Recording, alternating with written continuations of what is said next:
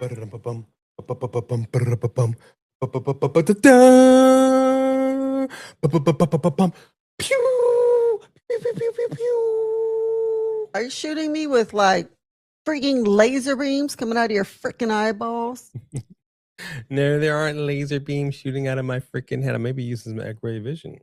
Oh, See what's really going on. no, it's not the time. We have an audience. Hello. Welcome back to A and B Combos Reacts and as you can see behind us, we are talking about Supergirl. We're really talking about crypto. Well, we're talking about Supergirl, but he's so cute. This is adorable. This is adorable. This is a KFC popcorn bucket exclusive. And we're so thrilled that we got this in. As you already know, we have this crypto Daily Planet popcorn bucket that's actually legit, fully legit. So yeah, we're ready to discuss. This is going to be all spoilers. If you haven't seen it, you may not want to watch this review because it didn't at this point. I don't even think it's out in the theater anymore, right? It is somewhere. It's still trying to squeeze out last rung of a little bit of money. Yeah. You know, I mean, I don't think anything we're going to say wasn't shown on the preview anyway. These days, I feel like every time you watch a preview, you already know not only like most of what's going to happen in the movie, but also the ending of the movie. Sometimes they show you in their commercials. So we did see a Supergirl. Yeah. As you know, Supergirl, Superman goes back many years back in the day when they was young. I know they're not kids anymore, but some days they sit and wish that they were kids again. That's all we're trying to say. She is a kid. You had the comic, you had the cartoon, and in 1984, 85, if I'm not mistaken, you had Supergirl, the live action movie starring Helen Slater as Supergirl. And I'm not going to get into that film other than to say, even by 80s standards, and as you all know, if you go back and watch some of like the 70s and 80s DC and Marvel stuff that they came out with, it was rough. Even by 80s standards, that movie was bad. I mean, that movie was horrible. It wasn't even like, oh, so bad. It's a must watch. Like you ever see that Key and Peele skit where they're doing the kitchen? You know, this dish is bad. I mean by bad, like Michael Jackson bad. You know how he looked at the end of his life. You know, kind of a yeah. You know, not like 1987 bad. So I'm not gonna go ahead and say that this film was that. This was definitely an improvement, and I was hoping it would be an improvement. It couldn't do worse. Right. And it was, in fact, an improvement. Yeah. Over that, for sure. But with that said, I do have some thoughts. But of course, ladies first. Oh, that's very kind of you. I thought the movie was a fun ride. I mean, everybody loves crypto, and you definitely want her to save his life. You know, who's not going to be rooting for the dog? I think I did appreciate them explaining more about her background and the fact that she didn't leave Krypton like a baby. Okay. Like Superman did. She left when she was like, they made it seem like she left just a few years ago, but that didn't make any sense. I mean, I understand that you know, they had sustained it within a bubble of whatever. And so she was upset about that. And, you know, being the age that she was, you know, you could be mad at the world, the universe in her case, and feel sorry for yourself forever and drink yourself into a stupor. But it's not like she was a good person. Like at no point did she become a good person. She's just somebody who wanted to save her dog, and anybody would want to save their dog. You don't have to be a good person for that. Her trying to step in and do the right thing when it came to Ruthie, that's good. There's an obvious good and bad that she still wanted to help this little girl, and that's great. Um, but I didn't see that much difference between her and Lobo, honestly. Um, and he was a really fun character, and he probably stole the show. Um, I mean, it's Jason Momoa, I think that when he was in the scenes, he stole the scenes. Um, but he wasn't a good person either, and he wasn't trying to be. But I guess it kind of bothers me that we have all these superhero movies these days with people who are not really superheroes. They're not like good people. They're just people who do a good thing um, because they happen to either be forced to or whatever it is. And then we act like, oh, look, you saved this, you're a hero.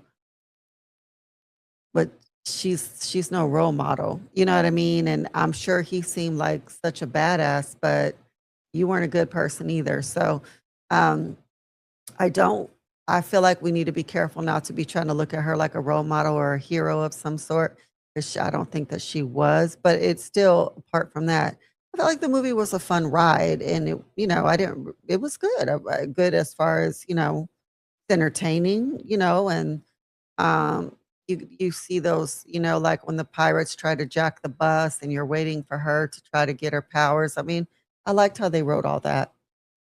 Yeah, the film was fine. I will say that much. I hear you on some of the things like with Lobo, and I understand you, but I also gotta disagree with you, Okay. homeboy. Yeah, the film was fine for what it was. Like you said, it wasn't like she was her parents. It's interesting to see her and Clark, Superman, Kal-El, because the way they did Superman 2025 with his parents, it was the opposite of what we've been accustomed to. His parents were like, "You're a god among men, rule them all." It was. Remember the original Ghostbusters Gozer? Are you a god?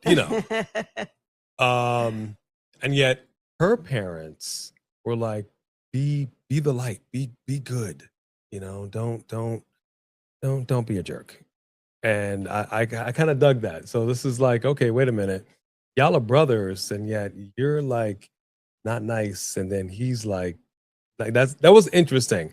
I don't know if they fleshed that out. I don't know if they thought that out or not. I would love to find out more about that. But with that said, like you said, her whole thing was, I just got to save my dog. That's what I'm in it for. She's all kinds of salty about having to leave the planet. Why can't I just die with you all? Whiny, whiny, cry, cry. And it was like, you had to slap some sense into you. Like, nah, you got to go on and live. You are special. You got a whole life that you can live. We've done what we can for you. We've had our time. We're sick. You're not. Bounce. And I do appreciate that. But through that, she just became a drunk. And that makes sense now when you see her flying in at the end of Superman 2025, why she is all, blah, blah, blah, Yeah. with her dog. And I get it. And it was kind of cool to see Clark be a little frustrated. He was a little salty in this too, a little more than we saw him in 2025. He was a little salty with her because I think we all have that family member or that friend that's just always that person that just is like, can we A not hot today? mess. Yeah. Yeah. So even for Superman, the restraint that he showed, he was tired. He was like, and one time he wasn't even smiling. I'm all like, you all right, Clark? Right. You you you good, bro? Do you need a little? You know, um, But also she shouldn't have been able to get drunk. So in the first one when she came in drunk, this one she was able to get drunk because she was on another planet. And so that was different. The fact that she was drunk at the end of the other one didn't make any sense because she can't get drunk on Earth. yeah, again, so the metabolism is different. Everything is a little Yeah. bit different, and I just there are some things I just don't know if they really fleshed it out. It's so more so like let's just do the cheap pop thing. Let's just go with it. People will not care. That's fine. But you do have a situation where the the base foundation of this film is vengeance. And we've seen that many, many times. You done did something to my dog, you stole my ship. I got to go ahead and get the antidote. I got to get my stuff back. This little girl over here, like you said, Ruthie, her parents were done wrong by Krim. I mean, it was what it was. And now she's like, all right, I got my daddy's sword. I like saying sword. I know it's sword, but I like saying sword. And I'm out for vengeance. I'm going to do what I got to do. There's another film that came out a few years back that I particularly liked, and that was Alita Battle Angel. And I thoroughly enjoyed that film. She was in it to win it once she started to discover who she really was. And I really did like that vengeance story. And I'm hoping we get a part 2. With that said, one of the things I didn't like, I did not like Supergirl intervening with Ruthie's vengeance. You know, I you agree. don't take this away from me, I agree. sister. And yet she's like, I can take it on for you. And so she tells her, don't kill him. And yet Supergirl kills him. Yeah, it didn't make any sense to me. Because if you think about all of the movies, now Superman did try to not kill the monsters when he could, like in this last one, like some of them or whatever. But think about how many Marvel and superhero movies that we have and DC movies. Have you ever seen somebody in one of those hero roles like, wait a minute, don't kill this monster enemy because it's going to mess with you? What are you talking about? Like, she wasn't a human, and whatever she was from, whatever planet she was from, you thought that her getting vengeance would corrupt her more than witnessing her parents murder in front of her, and that she would feel worse about killing this awful person that you knew you couldn't leave alive. He needed to die. And her watching you kill him, as long as it wasn't her hands, was okay. Girl, what are you talking about? That didn't make sense to me either. Let her kill Bill the situation. Okay, she's got a hit list.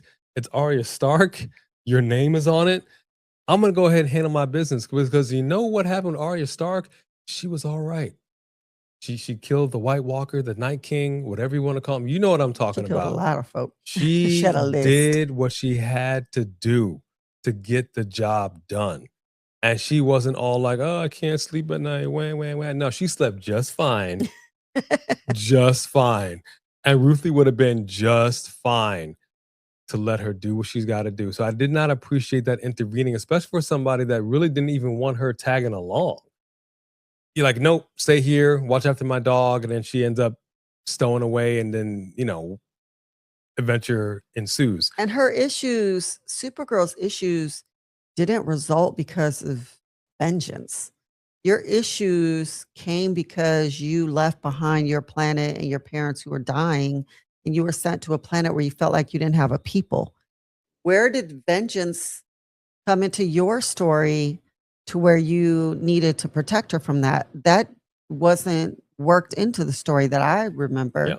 Which she had a people. She had Clark. That's literally your cousin. People, right? This is your people trying to help you in this new environment that your parents sent you to. Your parents specifically sent you to be with him. You better go with your cousin so that y'all can, be cool together. And you were just like, nah. Literally in an ice igloo. I'm straight. Yeah, man. I did not appreciate that. Let her do what she's got to do. But like you said, it's not like she's a good person. She ended up killing old boy anyway. And she's going to be all right. She's going to sleep just fine. And speaking of old boy, your boy, Jason Momoa, as Lobo. Now, we all know he played Aquaman in the first go-around. He's not my boy. I don't love him in everything he does. He played Aquaman in the first go-around in DC. And Aquaman wasn't a good person either. Play Lobo in wasn't this. a good person either. I actually liked him more as Aquaman than I did in Lobo. I don't think we got enough Lobo, and I didn't like the way that the character was portrayed. Oh, Nothing to do with how I'm waiting to say that. Nothing so much to do with Jason Momoa. This was the writing. right. This is where I Got you. had the issue with. The writing, Lobo, if you know Lobo, Lobo is a very strong, scary guy. And I just sort of got shades of that, but we didn't really get to see the full magnitude of what Lobo was capable of. And then he kind of like in a wrestling match, he was like there was this big fight scene. He's got his bike back, and he kind of just disappeared for a minute. Didn't even know where he went, and then he just pops back in. Then there's another scene further down. He gets captured. He's in jail. He's just chilling. It just felt his, and again, nothing to do with Jason Momoa. It's the way the writing and perhaps the editing as well. It felt too disjointed. Everything felt too broken up. I didn't really feel like I got a sense of who Lobo really is and what he's really capable of. I just didn't. I felt like he was just a character that honestly didn't really add a whole heck of a lot to Supergirl for me. Because if you think about it, what did he ultimately really do to really lend the assist to Supergirl and Ruthie? Like, really? Had he not been a part of that gang fight, she wouldn't have won. Maybe. It, Maybe.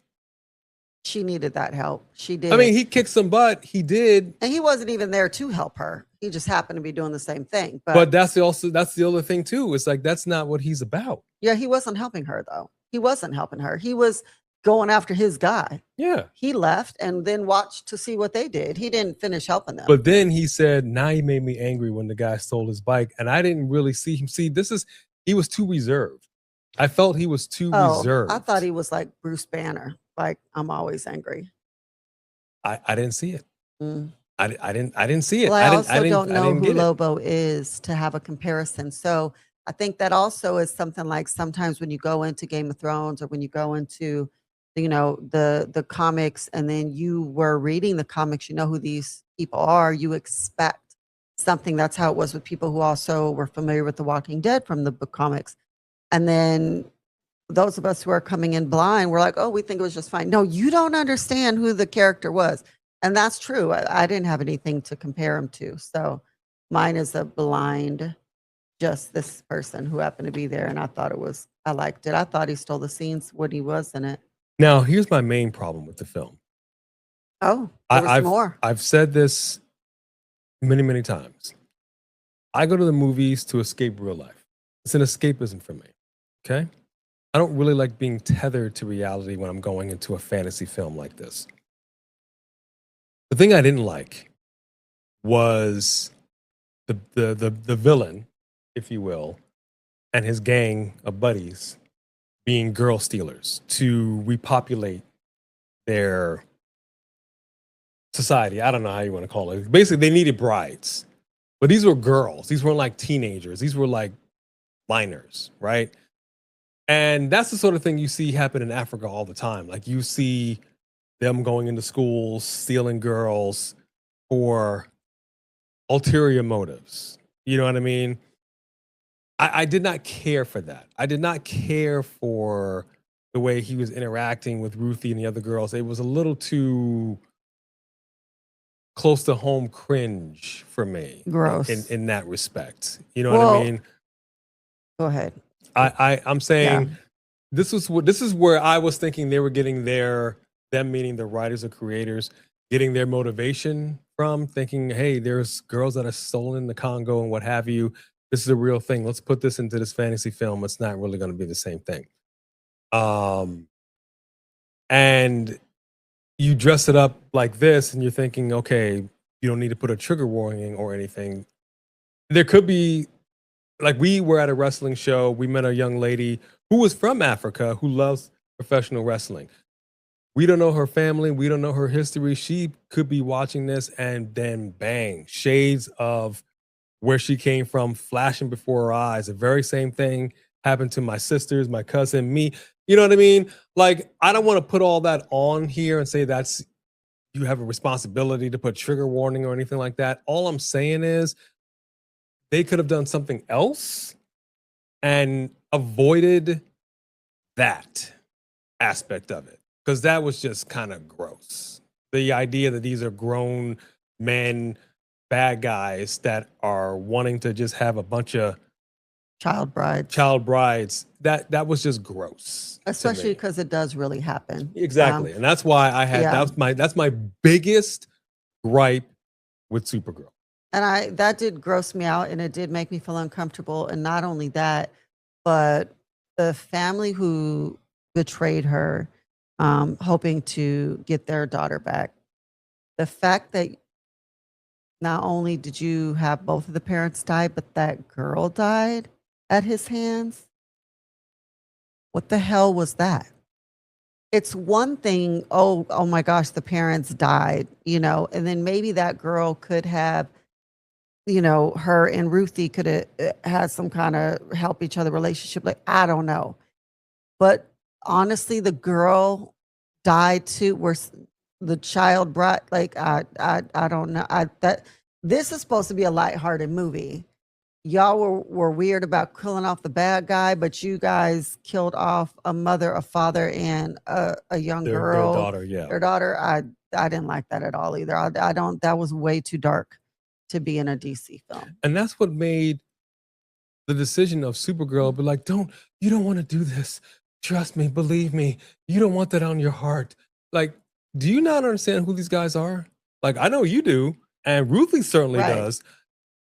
And here's the thing, because you mentioned watched this in another him kill review the that we parents did. and the daughter. Right. For disclosure, as Christians, you're supposed to turn the other cheek and forgive and look the other way. They're not Christians, not even close. So if you want to get your vengeance on some child bride stealing individuals who just killed a whole family in front of you and your own family, go do your thing. all Supergirl needed to do was walk away. Mm-hmm. Like, okay, I'm not going to help you do it. If you're really wanting to get that moral code in this, fine. Then Supergirl can just, okay, and I'll go and do what you got to do. You could have heard the shing, the sound of the sword going through, and Ruthie walking away, and you just see him laying there staring up at the sky, dead. Fine, cool. She got what she got. That you could have done it. It's been done before. I think that would have been a better way to go. Yeah. But instead, like you said, you were protecting. Hey, I'm not. We're living in a very interesting political world where there's a thing people are saying you're protecting the bad guys and not the people that really should be protecting. I'm not going there. All I'm saying is, in this particular instance, you're kind of protecting them more so than you should have, and I had an issue with that. They're the worst. Just a little bit. They were the worst in the whole world. Nothing like them. That is ultimately how we felt about Supergirl. How I felt about it, it was entertaining for the most part. I think it definitely lacked some cohesion. I definitely did not like it tethering itself to real life situations in a fantasy thing. I think that was a bad move, a bad call. I think they could have done something much different, much better. You wrote Superman. Superman had none of that. Kept it fanciful. You should have done that with Supergirl, in my opinion. Kept it light, kept it fanciful, saying it correctly, and then moved on. I would have liked to have seen a lot more from Lobo. We probably will get a Lobo I hope. film. From what I was seeing here, I'm not liking it. He just felt. I didn't feel it. I didn't get it, man. I didn't get it from what Lobo truly is. I just felt like we got a little shade, little piece of him. That wasn't good enough for me. That wasn't really enough to whet my appetite. And I think it might have been also, like I said earlier, the editing. The way things were edited and put together, it just felt too choppy. Felt too and let's just stick it together. Because I haven't gone to film school. I literally have cut film and spliced, cut film and spliced. And if you're not doing it in a way, because you write, you direct, you're telling a story, but the editor also tells a story. And if the editing is choppy, then that entire work that you put together can be destroyed. And it's a problem. We've seen that several times. I Am Legend ending. I Am Legend. So yeah, that's how I felt about it. All right. Well, let us know how you felt about it in the comments down below. Absolutely. I'm sorry this was a little longer than I wanted to be, but hey man, I had to get some things off my chest. I've been holding it You had in. some thoughts. So I cannot wait to see what you guys got to say about it. We'll see you next time.